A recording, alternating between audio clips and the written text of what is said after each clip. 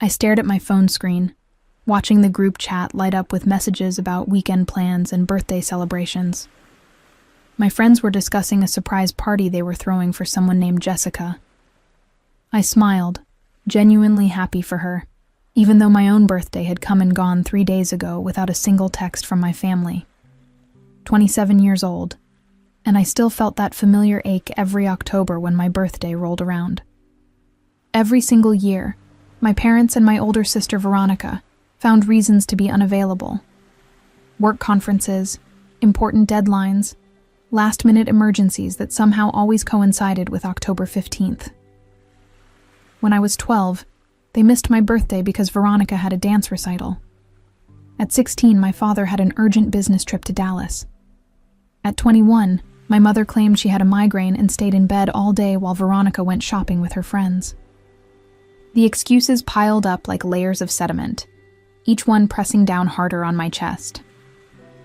I worked as a commercial interior designer in Portland, specializing in restaurant and cafe spaces. The work kept me busy, and over the past 3 years, I had built a solid reputation in the industry. My portfolio included some of the most talked-about dining establishments in the Pacific Northwest. The income was good, better than good actually, and I had been careful with my investments. My apartment in the Pearl District reflected my design aesthetic. Clean lines, natural materials, warm lighting that made everything feel like home. But it was just me there. Always just me. Especially on days that should have mattered. This year had been different, though. I had decided to stop waiting for my family to remember, to care, to show up.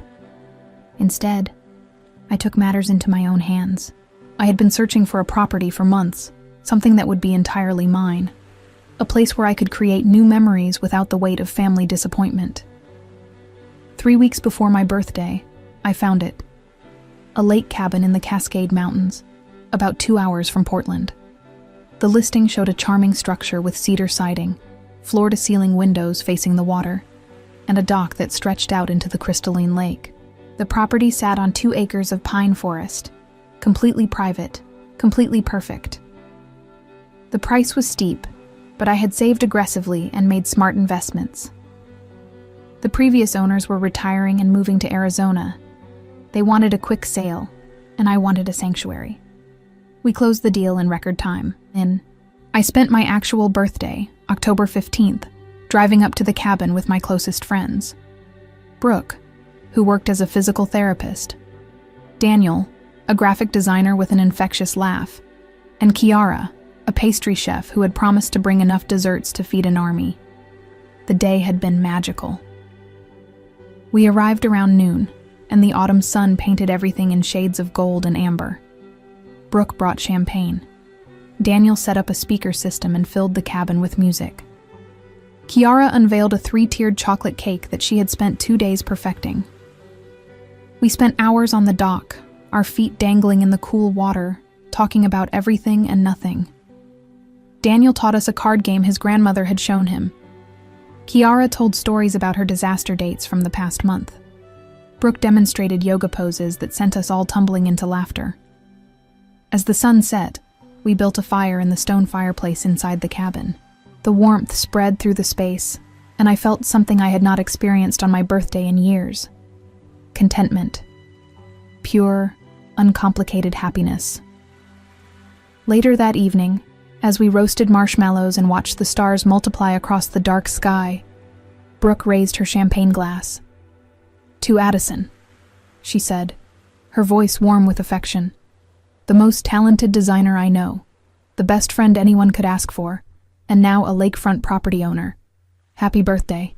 We clinked glasses, and I felt tears prick my eyes. These people, who had no obligation to me beyond friendship, had shown up.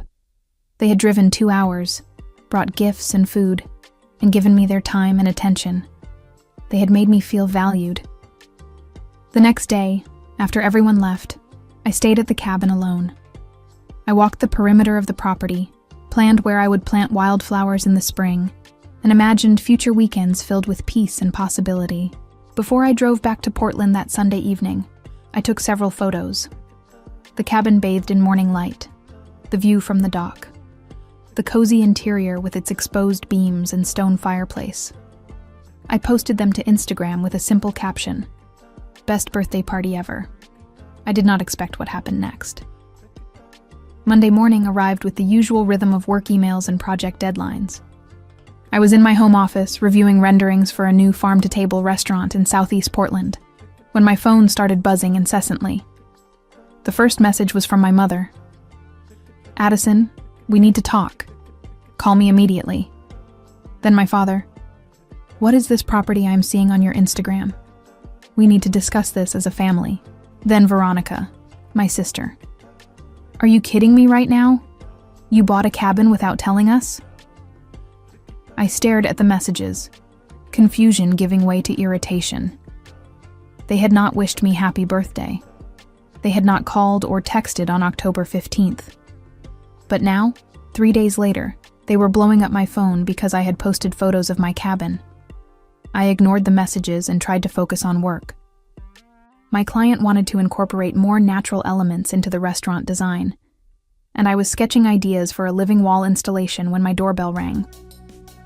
Through the peephole, I saw all three of them standing on my doorstep. My mother, Patricia, wore her typical designer outfit, her highlighted hair perfectly styled.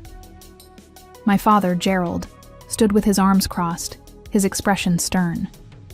Veronica leaned against the doorframe, scrolling through her phone with an air of practiced boredom. I considered not answering. I considered pretending I was not home. But curiosity won out. I opened the door. "What are you doing here?" I asked, not moving to let them in. "We need to talk about this cabin," my father said, his voice carrying that authoritative tone he used in business negotiations. He owned a successful import-export company, and he spoke to everyone like they were subordinates. "What about it?" I kept my hand on the door, ready to close it if necessary. "Let us in, Addison," my mother said. "This is not a conversation for the hallway." Against my better judgment, I stepped aside. They filed into my apartment, and I noticed how they looked around with barely concealed judgment. My mother straightened a throw pillow. Veronica wrinkled her nose at my collection of vintage travel posters. My father went straight to my living room and sat down like he owned the place. "When were you planning to tell us about this purchase?" he began. "I was not planning to tell you at all," I said flatly. "It is my property. I bought it with my own money. It has nothing to do with any of you." Veronica looked up from her phone. "Actually, it has everything to do with us. That cabin should be family property." I laughed, the sound sharp and bitter. "Family property? That is rich coming from people who have not bothered to acknowledge my existence for the past year." "Do not be dramatic," my mother said, settling onto my couch. "We have been busy. You know how hectic things get. Too busy to send a text on my birthday?" I crossed my arms. "I posted those photos 4 days after my birthday. Not one of you remembered." "Your birthday?" My father waved a dismissive hand. "You are 27 years old, Addison. Birthdays are for children." The casual cruelty of that statement hit me like a physical blow. I had heard variations of it my entire life, but it never stopped hurting. "Why are you really here?" I asked, my voice cold. My father leaned forward, his elbows on his knees. "That cabin represents a significant asset. Property in the Cascades is valuable, especially lakefront property. As your parents, we have a right to be involved in major financial decisions like this." "A right?" I repeated slowly. "You have a right to be involved in how I spend my own money?" "We are family," my mother interjected. "Family shares things. That cabin could be a wonderful vacation spot for all of us. Veronica's children would love it." Veronica had 2 kids, ages 5 and 7, from a marriage that had imploded 2 years ago. She lived with our parents now, rent-free, while working part-time at a boutique our mother's friend owned. "You want me to share my cabin with you," I said, working to keep my voice level. "The family that forgot my birthday wants access to the property I bought to celebrate my birthday alone, because none of you cared enough to show up. There is no need for that tone, my father said sharply. We are here now, are we not? We are taking an interest. Because you saw something you want, I shot back. You are not interested in me. You are interested in what I have. This is exactly why we do not visit more often, Veronica muttered, still scrolling through her phone. You always have to make everything about you and your feelings. The audacity of that statement left me momentarily speechless. Before I could respond, my father stood up, signaling the conversation was about to take a different turn. Here is the situation, Addison, he said, his voice taking on a formal quality that made my stomach drop. Your mother and I have been discussing this, and we believe that 50% of that property should be transferred to the family. I stared at him. Excuse me? 50% ownership, my mother confirmed, as if she were discussing dinner plans. It is only fair. We are your family. We have supported you your entire life. Supported me? My voice rose despite my efforts to stay calm. You paid for college, yes, and I have thanked you for that repeatedly. But I have been financially independent for 6 years. I paid for this cabin entirely with my own money. You have no legal claim to any of it. Legal claim, my father scoffed. This is not about legality, Addison. This is about family obligation. We raised you, fed you, clothed you. The least you can do is share your good fortune with us. My good fortune? I felt heat rising in my chest. I worked 80-hour weeks for 3 years to build my business. I saved every penny I could. I made sacrifices. This cabin is not luck. It is the result of my labor. And who do you think gave you the foundation to be able to work those hours? My mother asked. We paid for your education. We gave you a stable home. Everything you have because of us. Veronica finally looked up from her phone. Just give them the paperwork, Addison. It is not that complicated. We all get to use the cabin and everyone is happy. No, I said firmly. Absolutely not. The word hung in the air like smoke. My father's expression hardened into something cold and calculated.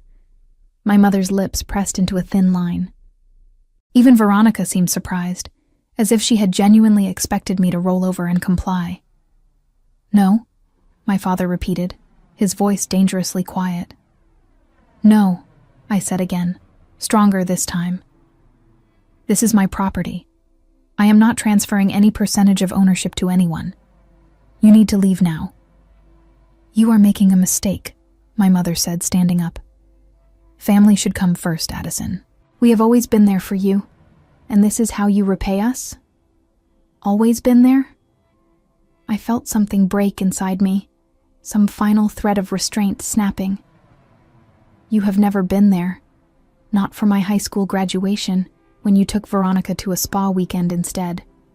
Not for my college showcase, when I spent months preparing my portfolio, and you did not even show up to the presentation. Not for my birthday, any birthday, in the last decade. You are here now because you want something from me, not because you care about me.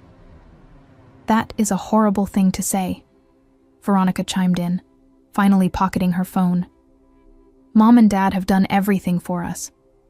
Just because you are bitter and ungrateful does not mean you get to rewrite history. I am not rewriting anything, I said. I am finally seeing it clearly. You have used me as the convenient child, the one who does not need attention or validation, so you can focus all your energy on Veronica. And I let it happen. I kept hoping that if I was successful enough, accomplished enough, you would finally see me. But you do not see me. You see what I can give you. My father moved toward the door, his jaw set. You have 48 hours to reconsider this decision. If you choose not to share this property with your family, there will be consequences. Consequences? I followed him to the door. What are you going to do? Stop ignoring me even more than you already do. We could make things difficult for you professionally, he said, turning back to face me. have connections in this city. I know people who work with designers. It would be unfortunate if your reputation suffered because of your selfishness." The threat was clear, and it sent a chill down my spine. But underneath the fear, I felt something else rising. Anger, pure and clarifying. "Get out," I said quietly. "Get out of my apartment right now." 48 hours, my mother repeated as they filed out. "Think carefully about what matters more to you, a cabin or your family."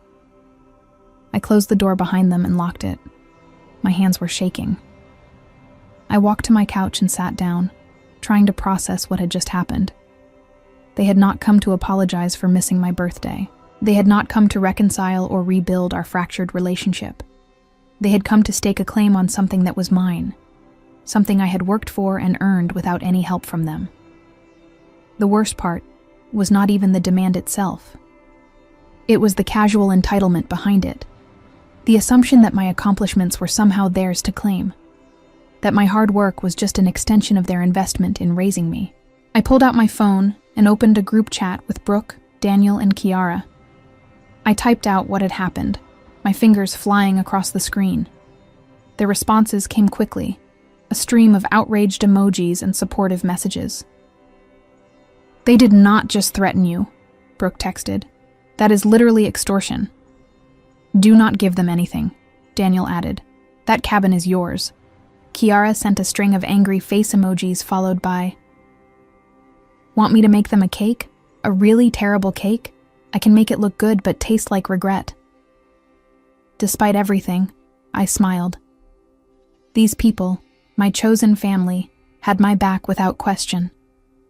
They were not asking what they could get from me. They were asking what they could do for me.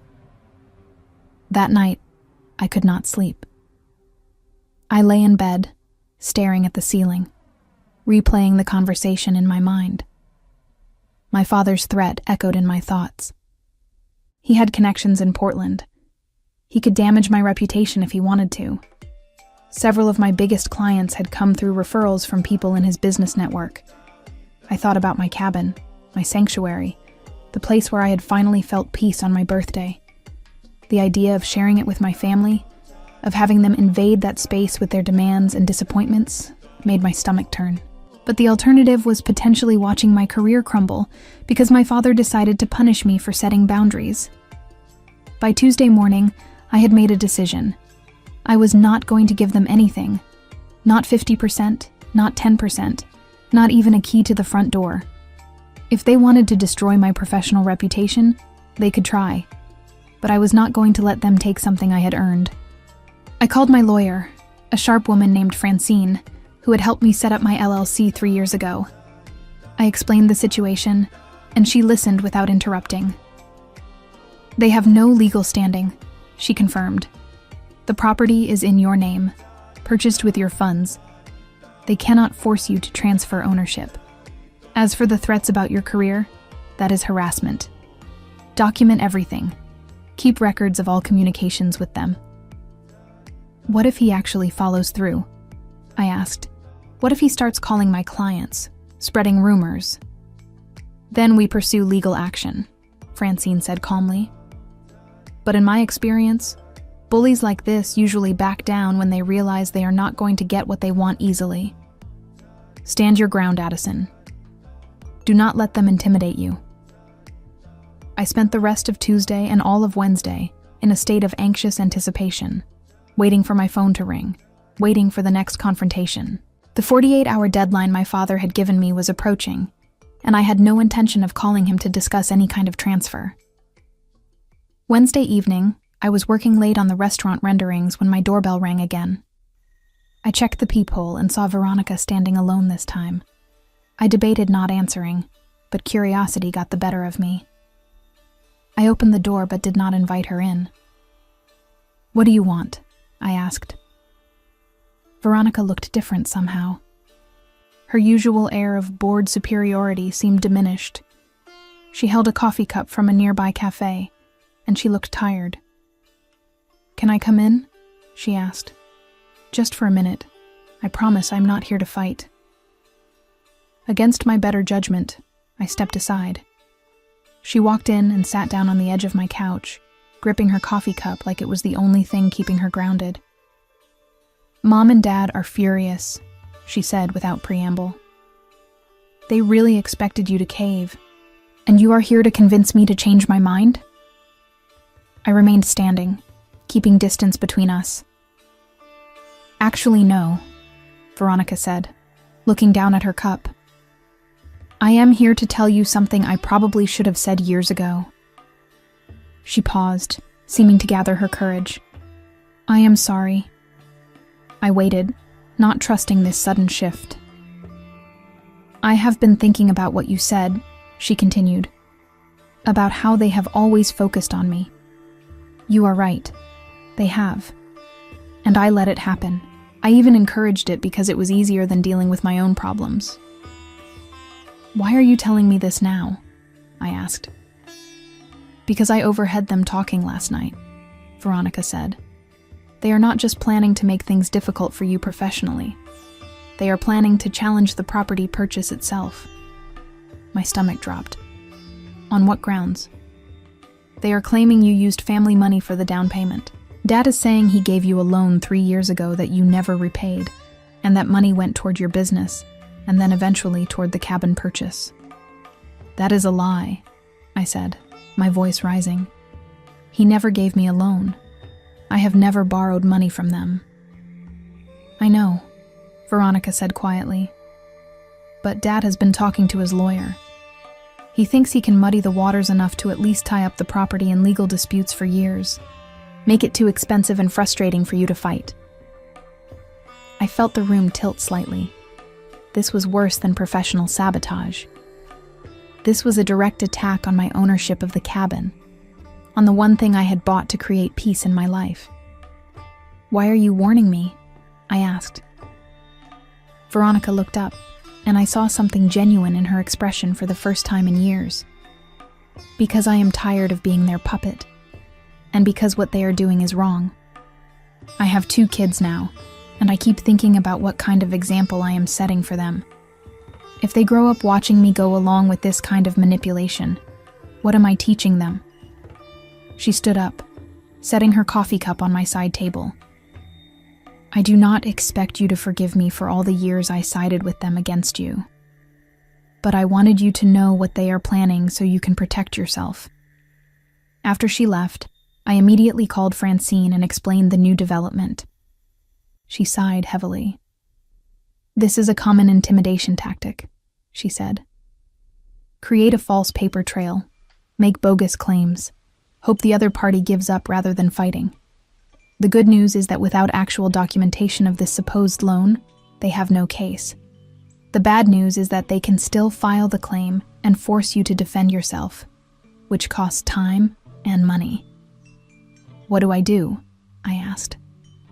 "We get ahead of it," Francine said. "I want you to gather every financial record you have, bank statements, investment accounts, tax returns, everything that shows your income and savings for the past 6 years. We are going to build an ironclad case showing exactly where every dollar came from for that cabin purchase." I spent Thursday and Friday compiling documents. I printed bank statements showing my steady savings deposits. I pulled tax returns demonstrating my growing income as my business expanded. I gathered investment statements showing dividends and returns that had contributed to my down payment fund. As I worked, I found myself getting angrier, not just at my parents for their manipulative tactics, but at myself for being surprised. This was who they had always been. I had just been too desperate for their approval to see it clearly. Friday evening, Brooke called me. "Daniel and I are coming over. Kiara is bringing food. You need a break from all this legal stuff." When they arrived, Kiara had bags filled with Vietnamese takeout from her favorite restaurant. Daniel brought a bottle of wine. Brooke carried a stack of comedies on DVD. "We are not talking about your nightmare family tonight," Brooke announced. "We are eating spring rolls, drinking wine, and watching ridiculous movies." For a few hours, I let myself forget about property disputes and legal threats. We laughed until our stomachs hurt watching terrible action movies. Kiara told stories about her most demanding wedding cake clients. Daniel showed us his latest design project for a music festival. Around midnight, after they had left, I sat alone in my living room, feeling the weight settle back onto my shoulders. My phone buzzed with an email from my father. Addison, this is your final opportunity to resolve this matter amicably. Transfer 50% ownership of the cabin to your mother and me by Monday at 5 p.m., or we will be forced to take legal action. This is not the outcome any of us want, but you are leaving us no choice. Your refusal to compromise shows a fundamental lack of family values. We are disappointed in you. Dad. I read the email 3 times, feeling my hands clench into fists. The manipulation was so obvious, so transparent. The deadline, the guilt trip, the implication that I was the problem, not them. I forwarded the email to Francine with a simple message. They are escalating. Her response came back within minutes. Good. Let them. Every communication like this strengthens our case if they do file suit. Keep forwarding everything they send. Saturday morning, I drove up to the cabin alone. I needed to be there, to remember why I was fighting this battle. The drive through the mountains calmed me, and when I arrived and saw the lake sparkling in the autumn sunlight, I felt my resolve harden. This place was mine. I had earned it, and I was not going to let anyone take it from me. I spent the day walking the property, taking photographs of every corner, documenting everything. I measured the dock. I noted the condition of the cedar siding. I made lists of improvements I wanted to make in the spring. As I worked, my phone rang. Unknown number. I almost did not answer, but something made me pick up. Addison, this is Trevor Hoffman. I work with your father at the Import-Export Company. I recognized the name. Trevor was my father's business partner, the co-owner of the company. How did you get my number? I asked cautiously. Your father gave it to me, Trevor said. Listen, I know this is unusual, but I need to talk to you about something important. Can we meet? Somewhere neutral? Why would I meet with my father's business partner? I asked. Because what he is doing to you is wrong, Trevor said bluntly. And because I have information you need to hear. Please, just give me 30 minutes. Something in his tone made me agree. We arranged to meet at a coffee shop halfway between the cabin and Portland the next morning. I drove back to the city Saturday evening, my mind spinning with questions. Why would my father's business partner want to talk to me? What information could he possibly have? Sunday morning, I arrived at the coffee shop 15 minutes early. I ordered a latte and sat near the window, watching cars pass by on the highway. Trevor arrived exactly on time. He was in his mid-50s, with graying hair and the kind of tired eyes that suggested he had not been sleeping well. He ordered black coffee and sat down across from me. Thank you for coming, he said. I know this is strange. What is this about? I asked directly. Trevor pulled out his phone and opened a folder of documents. Your father has been embezzling from our company. He has been doing it for about 2 years, maybe longer. I only discovered it 3 months ago. I stared at him, not sure I had heard correctly. What? He has been creating false invoices, routing payments to dummy accounts, skimming profits, Trevor explained. I have been investigating quietly, building a case. The total so far is over $800,000. My coffee suddenly tasted bitter. Why are you telling me this? Because when I confronted him 2 weeks ago, he promised he would pay it back. He said he had assets he could liquidate. Then I heard through mutual friends that he was pressuring you about some property you bought. Trevor looked at me steadily. I think he wants that cabin, so he can sell it and use the proceeds to cover what he stole. The pieces clicked into place with sickening clarity. The sudden interest in my property, the aggressive demands for 50% ownership, the threats and manipulation. It was not about family at all. It was about my father's desperation to cover his crimes. "Does my mother know?" I asked. "I do not know," Trevor admitted, "but I suspect she knows something is wrong. Your father has been stressed, short-tempered. He keeps talking about a major financial opportunity that is going to solve all his problems." "The cabin," I said quietly. "Your cabin," Trevor corrected. "Which is why I am here. I am filing a lawsuit against your father and the company next week to recover the stolen funds. I wanted you to know before it becomes public. And I wanted to warn you that he is going to get more desperate as the walls close in." "What should I do?" I asked. "Protect yourself," Trevor said. "Do not sign anything he sends you. Do not transfer any property. And maybe consider getting a restraining order if he continues to threaten you." After Trevor left, I sat in the coffee shop for another hour, trying to process everything. My father was a criminal.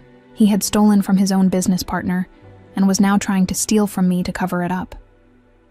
I thought about my mother, living in that expensive house, wearing designer clothes, completely unaware that her lifestyle was built on theft. Or maybe she did know. Maybe she was complicit. I honestly could not tell anymore. I drove home and called an emergency meeting with Brooke, Daniel, and Kiara. When they arrived, I told them everything Trevor had revealed. "Holy hell," Daniel said. "Your dad is not just a jerk. He is an actual criminal." "What are you going to do?" Kiara asked. "I am going to fight," I said. "I am going to protect my property, and I am going to make sure he faces consequences for what he has done." Monday morning came too quickly. I woke up knowing that 5 p.m. was my father's deadline. I had already decided I was not going to respond to his ultimatum, but the day still felt heavy with anticipation. I went to my office and tried to work, but concentration was impossible. Around 2 p.m., Francine called. "I just received notice that your father has filed suit," she said.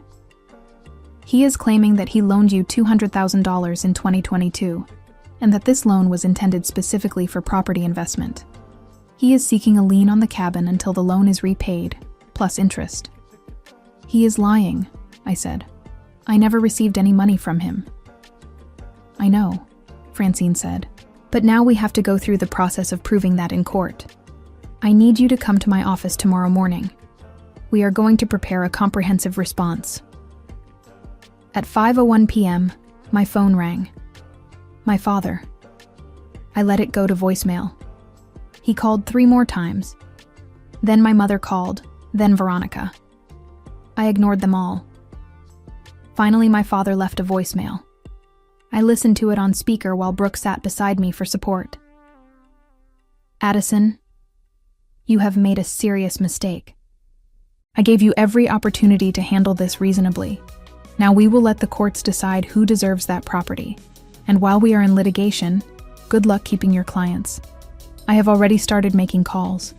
You will find that Portland is a very small community when you have burned bridges with the wrong people. Call me if you come to your senses." The threat was clear and undeniable. I saved the voicemail and forwarded it to Francine. That night, I lay awake thinking about everything that had happened. 10 days ago, I had been celebrating my birthday at a beautiful cabin with friends who loved me. Now I was facing a frivolous lawsuit, professional sabotage, and the realization that my father was a thief, willing to destroy his own daughter to save himself. But underneath the anxiety and anger, I felt something else growing. Determination. My father thought he could intimidate me into submission. He thought I would fold under pressure like I always had before. He was wrong. Tuesday morning, I met with Francine and we began building our defense. We organized every financial document I had gathered, creating a clear trail showing exactly how I had saved for and purchased the cabin. We drafted a motion to dismiss the lawsuit as frivolous. We prepared a countersuit for harassment and attempted extortion. While we worked, my phone buzzed with a text from an unknown number. "This is Trevor. Check your email." sending you copies of the evidence I have against your father. You might need it." I opened my laptop and found an email from Trevor with dozens of attachments. Bank records showing transfers to accounts in my father's name, invoices for shipments that never existed, emails discussing payments that had no corresponding business justification. "This is incredible," Francine said, scanning through the documents. "This completely undermines your father's credibility. If he is stealing from his business partner, a judge is going to seriously question his claims about loaning you money." "Can we use this in our case?" I asked. "Absolutely," Francine said. "This goes directly to his character and his motivation for filing this suit. He is not a concerned parent trying to recover a legitimate loan. He is a desperate criminal trying to liquidate assets to cover his tracks." Over the next few days, I watched my father's threats begin to materialize. 2 of my restaurant clients called to pause our projects pending some concerns they had heard about my reliability. Another client asked for a meeting to discuss whether I was financially stable enough to complete their project. The whisper campaign was working. My father was systematically contacting people in his network, planting seeds of doubt about my professionalism and stability. But I had my own network. I called every client directly and explained that I was dealing with a family legal matter that some people were using to spread false information about my business. I offered references from past projects. I showed them my portfolio and financial records proving my business was solid. Most of them understood. A few remained skeptical. One client dropped me entirely, saying they could not afford any risk of delays.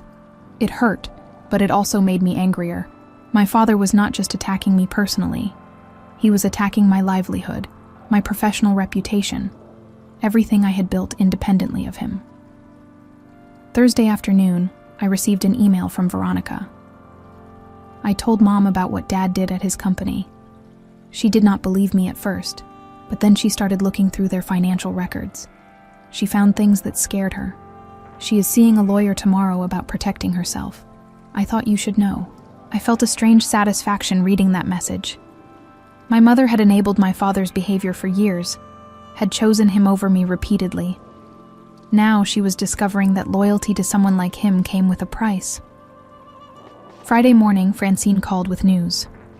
"The judge assigned to your case has experience with fraudulent lien claims. I talked to his clerk, and he is not pleased with the lack of documentation supporting your father's loan claim. We have a hearing scheduled for next month, but I think we have a good shot at getting this dismissed quickly." "What about the professional damage?" I asked. "Can we do anything about that?" "We can pursue a defamation claim if we can prove he made specific false statements about you to your clients," Francine said. "Start documenting who has contacted you, what they said, and who they heard it from. Build the paper trail." I spent the weekend doing exactly that. I reached out to every client who had expressed concerns and asked them directly what they had heard and from whom. Several were willing to talk. They had received phone calls from my father or people connected to him, suggesting I was facing bankruptcy, that I had creditors pursuing me, that my business was failing. All lies, all designed to destroy what I had built. By Monday, I had statements from 4 different clients detailing the false information they had been told. Francine was thrilled. "This is textbook defamation," she said. "He made false statements. He knew they were false, and he made them with the intent to harm your business. We are adding this to our countersuit." That evening, I met Brooke, Daniel, and Kiara at a Korean barbecue restaurant. We had not gotten together since the legal battle started, and I needed to see friendly faces. "How are you holding up?" Brooke asked after we had ordered. "I am exhausted," I admitted. "But I am also angrier than I have ever been in my life, and that anger is keeping me going." "Good," Daniel said. "You should be angry. What they are doing is vile." Kiara reached across the table and squeezed my hand. "You are going to win this. You have the truth on your side." "I keep thinking about all the years I spent trying to please them," I said. "All the birthdays I spent hoping they would remember. All the accomplishments I achieved thinking maybe this time they would care. I wasted so much time." You did not waste anything, Brooke said firmly. You built an incredible career. You made real friends. You bought a cabin on a lake. Those things are not nothing. They are everything, Daniel added. And your parents do not get to take credit for any of it. The food arrived, and we spent the next hour cooking meat on the tabletop grill, laughing at Daniel's terrible jokes, listening to Kiara's latest dating disaster story. For a little while, I forgot about lawsuits and family betrayal. Walking back to my apartment that night, I felt something shift inside me. I had spent 27 years seeking approval from people who were never going to give it. I had shaped myself around their absence, their disappointment, their casual cruelty. But I did not need their approval. I had built a life without them, and it was a good life. I had friends who showed up. I had a career I was proud of. I had a cabin by a lake where I could find peace. They wanted to take that from me, but they could not, because all they had were lies and manipulation, and I had the truth. The next morning, I woke up with a clarity I had not felt in weeks. I knew exactly what I needed to do. I called Francine. I want to go on the offensive. No more just defending against their attacks. I want to file for a restraining order against my father based on his threats and harassment. I want to pursue the defamation claim aggressively. And I want to make sure the judge in our property case knows about Trevor's lawsuit and the embezzlement charges. Now we are talking, Francine said, and I could hear the smile in her voice. Let me draft the paperwork. This is going to get interesting. Over the next 2 weeks, we built our offensive strategy. We filed for a temporary restraining order, supported by my father's threatening voicemail and the documented harassment of my clients. We submitted a motion to the judge overseeing the property case, requesting that he consider my father's credibility in light of the embezzlement allegations. We prepared a comprehensive defamation lawsuit with specific damages tied to lost client revenue. My father had thought he could steamroll me with legal threats and professional sabotage. He had underestimated how strong I had become in the years I had spent building a life without him. He was about to learn the cost of that mistake. The restraining order hearing took place on a cold morning in late November. I sat in the courtroom next to Francine, watching my father enter with his attorney. He looked older than I remembered, his face drawn and pale. When his eyes met mine, I did not look away. The judge, a woman in her 60s with sharp eyes and no patience for nonsense, reviewed the evidence. She listened to the threatening voicemail. She read through the documentation of my father contacting my clients with false information. She examined the timeline of events. Mr. Gerald, she said, using his first name with deliberate formality, you are accused of harassing your daughter and interfering with her business relationships. What do you have to say to these allegations? My father's attorney stood up. Your Honor, this is a family dispute that has been blown out of proportion. My client is merely trying to recover a legitimate loan. Any communications with third parties were made in good faith. Good faith? The judge's eyebrows rose. Telling multiple business owners that his daughter is bankrupt and facing creditors when none of that is true? That is good faith? We dispute that those statements were made, the attorney said weakly. I have affidavits from 4 different individuals detailing exactly what was said to them, the judge replied. She looked at my father directly. Mr. Gerald, I am granting a temporary restraining order. You are to have no contact with your daughter, directly or indirectly. You are not to contact her clients, her friends, or anyone else in her professional or personal network. Any violation will result in immediate contempt charges. Do you understand? My father's jaw clenched, but he nodded. Yes, Your Honor. As we left the courtroom, I felt the first real sense of victory. My father could no longer hide behind the pretense of family concern. A judge had officially recognized his behavior as harassment, but the property case was still pending, and that was the real battle. 2 weeks later, Trevor's lawsuit against my father became public. The local business journal ran a story about the embezzlement allegations, detailing the hundreds of thousands of dollars that had been diverted from the import-export company. My father's reputation in the Portland business community, carefully built over decades, began to crumble. My mother filed for separation and moved out of the family house. According to Veronica, who kept me updated despite everything, she had discovered that my father had taken out a second mortgage on their home without telling her, using the money to cover his missing funds at work. The web of lies was unraveling, and everyone could see it. In early December, we had the hearing for my father's property claim. The judge was a stern man in his 70s who had read through all the submitted documents before the hearing began. My father's attorney tried to argue that the loan had been informal, a family arrangement without formal documentation. But when the judge asked for any evidence of the money transfer, any bank records showing $200,000 moving from my father's accounts to mine, there was nothing. So you are asking this court to believe that you loaned your daughter $200,000 and kept no records of the transaction? The judge asked. No bank transfers, no checks, no written agreement? It was a family matter, my father's attorney said. These arrangements are often informal. Not when they involve six-figure sums, the judge replied dryly. He turned to Francine.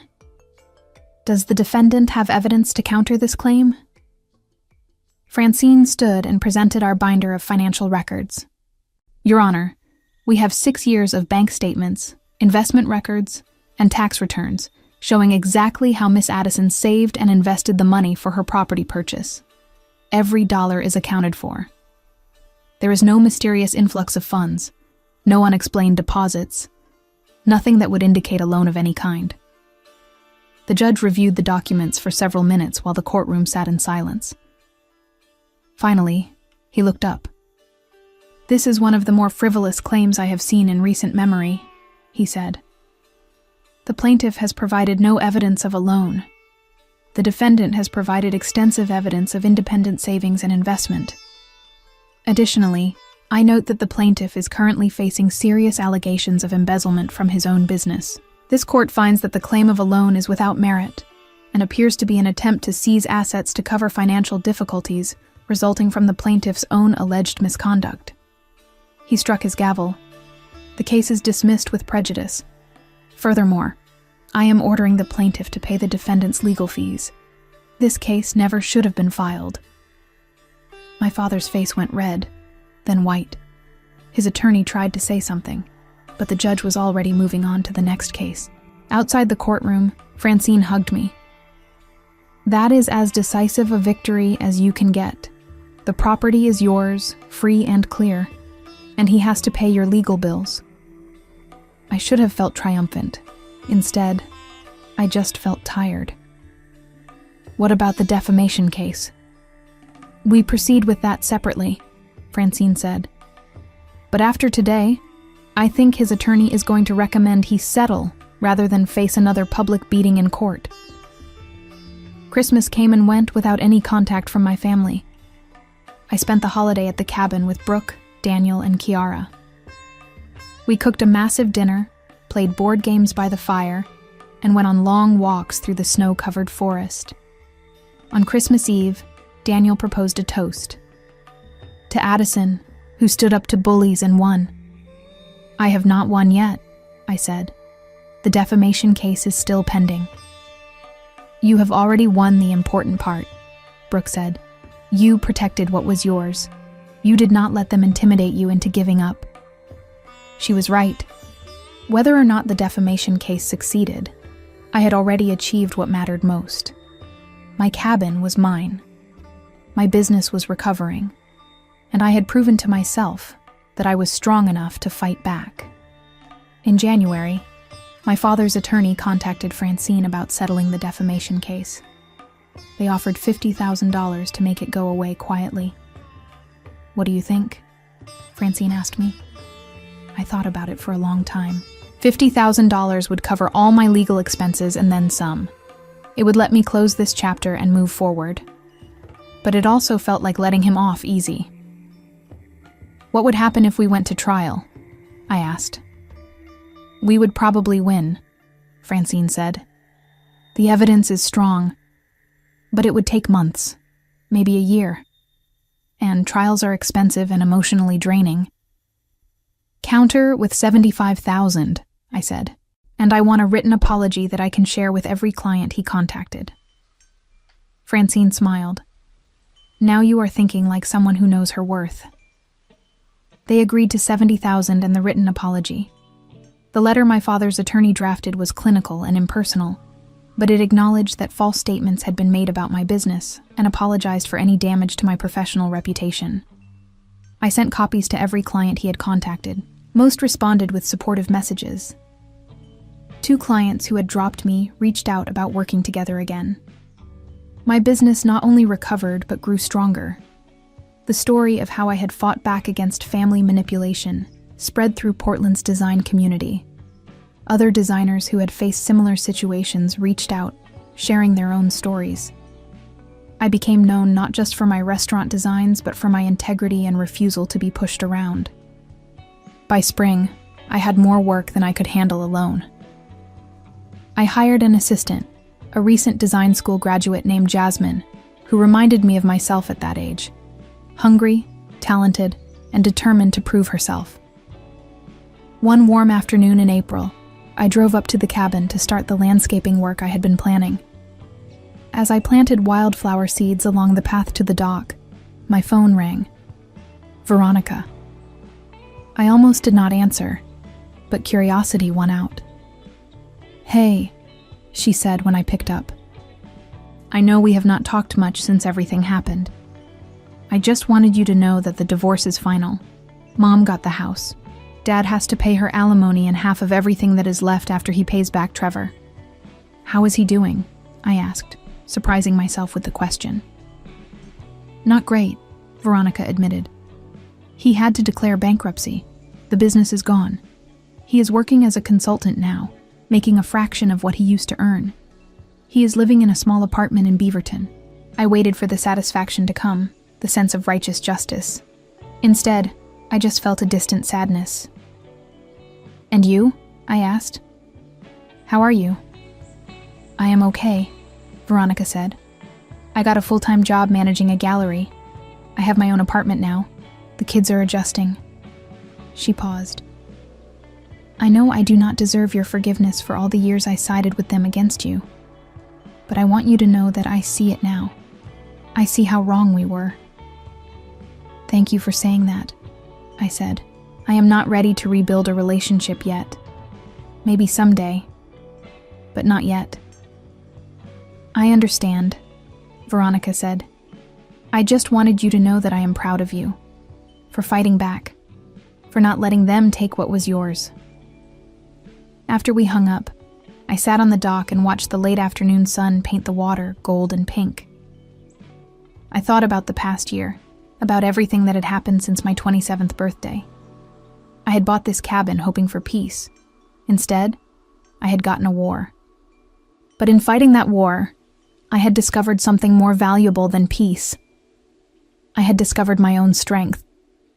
For 27 years, I had let my family make me feel small, unimportant, easily forgotten. I had shaped my life around their absence, their dismissal, their casual cruelty. But I was not small. I was not unimportant. And I was definitely not easily forgotten anymore. Summer arrived with warm winds and long daylight hours. The wildflowers I had planted bloomed in waves of purple, yellow, and white.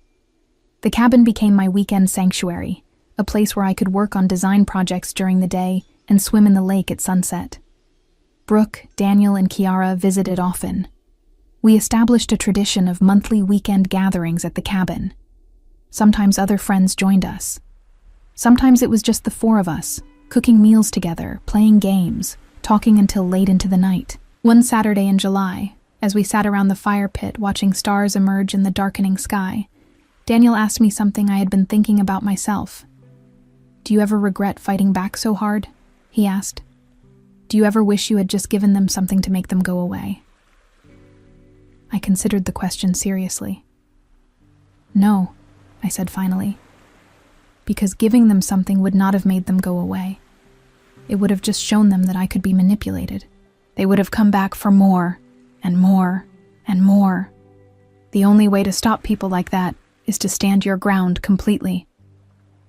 Do you think you will ever reconcile with them? Kiara asked. I do not know, I admitted. My father would have to acknowledge what he did.